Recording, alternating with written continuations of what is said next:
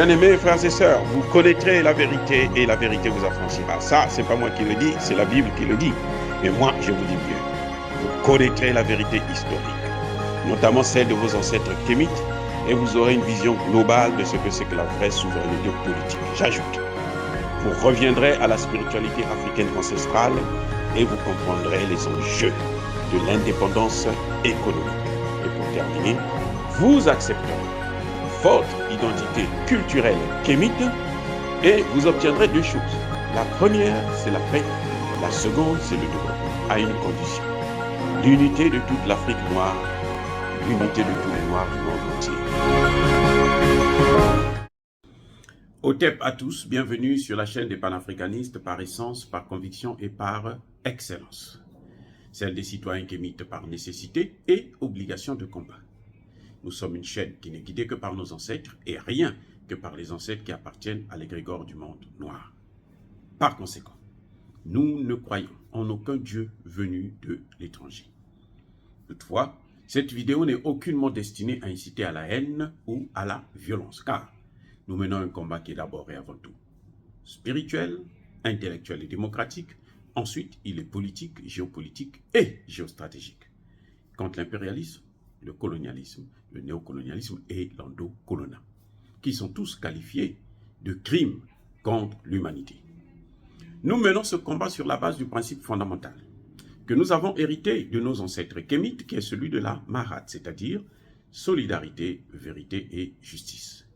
Vous êtes donc en droit de connaître la vérité et nous avons l'obligation de vous dire la vérité, rien que la vérité, afin que justice soit rendue au continent africain. Et ça, c'est notre modeste contribution dans cette noble lutte en faveur de la souveraineté, la dignité, la solidarité et l'unité africaine. C'est exactement ça que nous appelons le panafricanisme.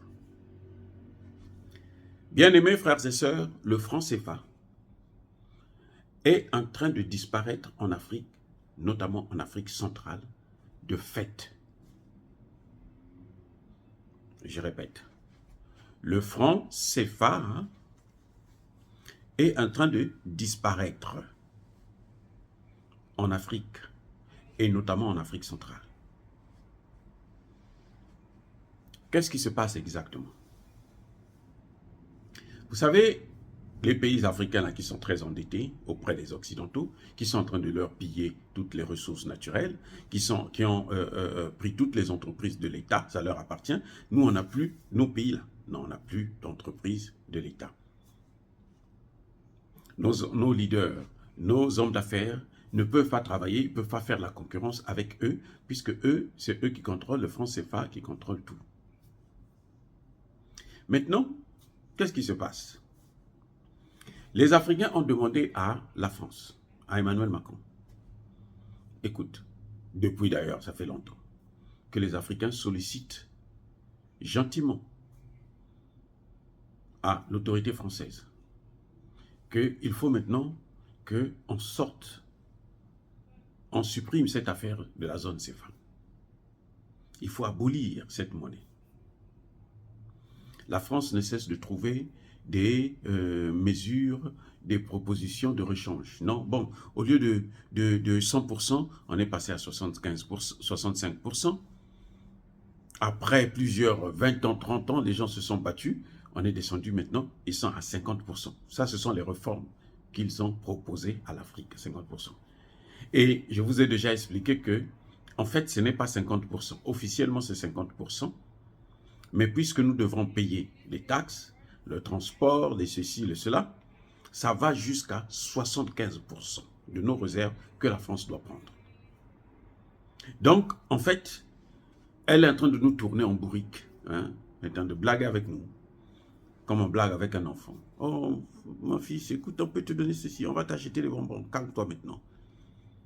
Et puis maintenant, le lendemain, on dit non, non, non, non, non. Le fils vient, parce que les enfants n'oublient jamais. Donc, tu avais promis les bonbons. Non, on va voir ça demain. Ainsi de suite, on fait que jouer avec lui comme ça. Maintenant, que font les chefs d'État africains? C'est que eux, ils vont maintenant en Chine, puisque de toutes les façons, la France et les pays occidentaux n'ont plus rien à nous proposer, puisqu'ils occupent tout. Maintenant, eux, qu'est-ce qu'ils font? Ils vont négocier avec la Chine.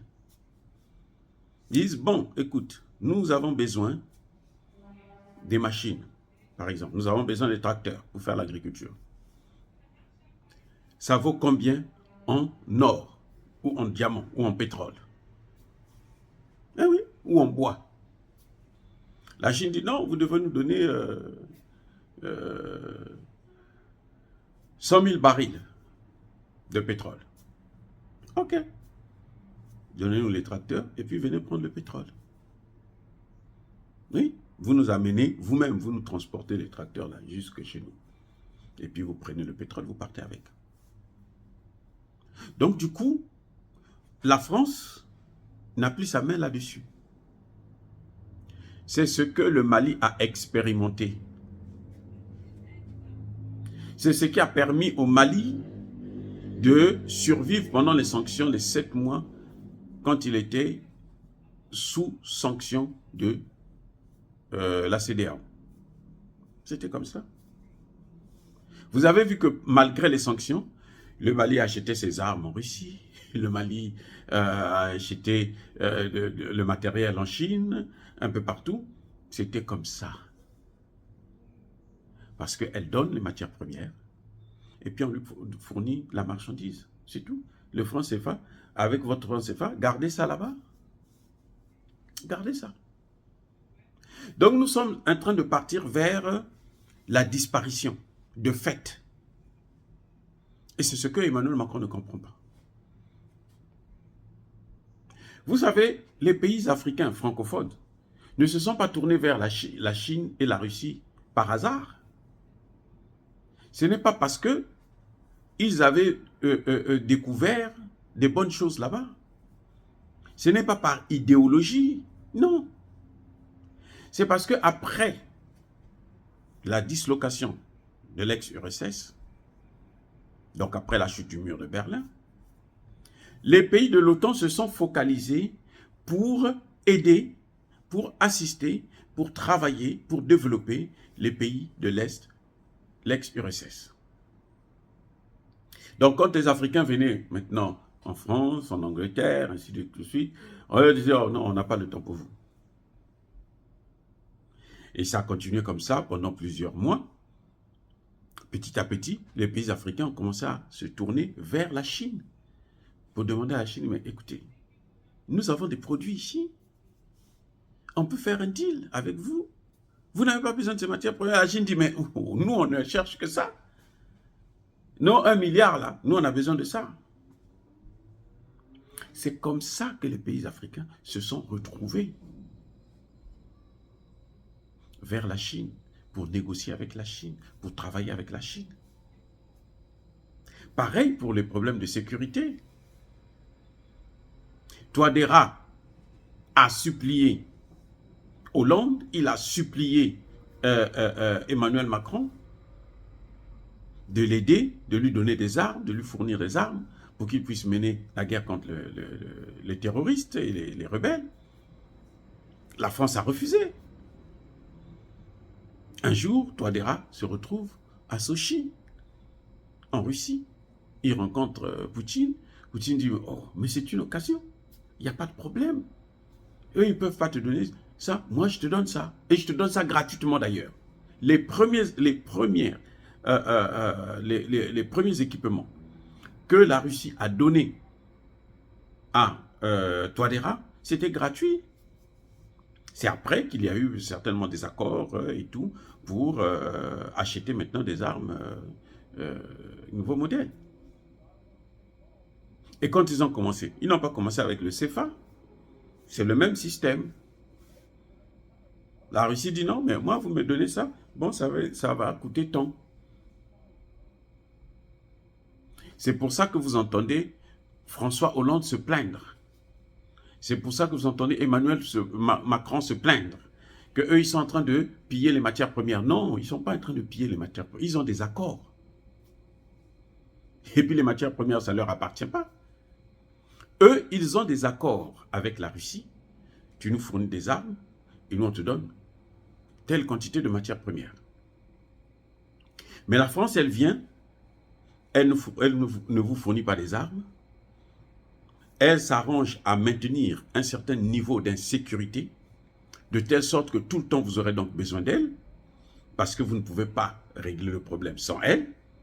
Et puis entre-temps, elle a le contrôle de votre ciel, de vos routes, et elle transporte les matières premières. Elle pille, elle pille, elle pille. C'est pour ça que ces dernières années, la France est devenue un grand pays en réserve d'or. Mais c'est l'or qui vient d'où? Volé au Mali, volé au Burkina Faso. Et c'est pour cette raison que la France ne veut pas quitter ces pays. Donc, c'est le système que les pays africains ont choisi, parce que lorsqu'un pays dit, bon, nous on va créer notre monnaie, la France se met debout pour mener la guerre contre ce pays. Lorsque la CEDEAO a décidé d'avoir une monnaie commune, ben, la France, Emmanuel Macron, est allé déclarer sa monnaie à lui. Que bon, voici la monnaie que je vous donne. Et ça a divisé la CEDEAO. Le Nigeria, le Ghana ne sont plus d'accord. Donc, ils ont boycotté ça. Et ça, c'est à l'avantage de qui? D'Emmanuel Macron. Parce que les pays francophones vont continuer à utiliser sa monnaie. Ça ne peut pas continuer comme ça. C'est pour ça que maintenant, eux, ils sont en train de jouer à ce jeu-là. Et qui est perdant? Mais c'est la France qui est perdante. Mais oui, c'est la France qui perd. Au final, ils vont toujours finir par créer leur monnaie. Et là, la France va se retrouver avec des difficultés. C'est pour ça qu'elle a plusieurs difficultés maintenant dans le système social. Elle ne peut plus tenir ce système social, puisque l'argent du système social, c'est de l'argent gratuit. C'est l'argent au fêlé. Hein, c'est gratuit, qui vient de l'Afrique. Voilà. Et nous soutenons donc les chefs d'État africains qui utilisent cette tactique pour ne plus donner autant d'argent à la France. Ça fait plusieurs mois, sinon plusieurs années, que les pays de l'Afrique centrale notamment n'utilisent plus le franc CFA pour faire leurs achats. Ça fait plusieurs années. Ça fait plusieurs années. Et en ce moment, ils sont en train de réfléchir comment ils vont sortir en bloc. Ah oui. En tout cas, Paul Biya est venu le dire ici. C'est clair. Donc, la souveraineté monétaire, ils doivent aller vers la souveraineté monétaire. Paul Biya, c'est le doyen en Afrique centrale. Donc, ils sont prêts. Et c'est ce qu'ils sont en train de faire. Dire cela, c'est inciter à la haine ou à la violence. Au Yabakolère, Yamalem. Je vous bénis abondamment au nom du Dieu des Kémites. Allez, soyez abondamment bénis par ce Dieu. Mais que ceux qui persécutent le continent africain, ceux qui le pillent, le déstabilisent, qu'ils soient noirs ou qu'ils soient blancs, que le Dieu des Kémites et que le Dieu de nos ancêtres angélisés puissent les punir, les maudire, les neutraliser, les détruire, les écraser, les effacer. Vive l'Afrique éternelle. J'ai dit et j'assume.